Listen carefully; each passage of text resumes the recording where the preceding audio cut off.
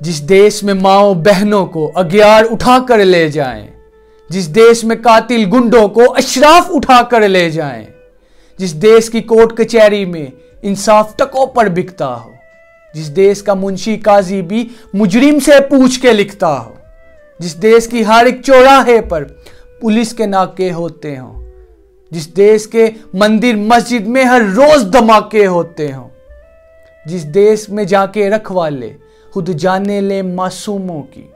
जिस देश के हाकिम जालिम हो सिसकियां ना सुने मजबूरों की, जिस देश के आदिल बहरे हो आहें ना सुने मासूमों की, जिस देश में गलियों कूचों में हर समत फहाशी फैली हो, जिस देश में बिनते हवा की चादर भी दाग से मैली हो, जिस देश में आटे चीनी का बुहरान फलक तक जा पहुंचे,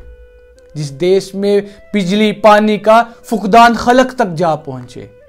जिस देश के हर चौराहे पर दो चार बेकारी फिरते हों, जिस देश में दौलत शुरफा से नाजायज काम कराती हो, जिस देश के ओहदेदारों से ओहदे न संभाले जाते हों, उस देश के हर एक लीडर से सवाल उठाना वाजिब है। उस देश के हर एक हाकिम को सूली पे चढ़ाना वाजिब है।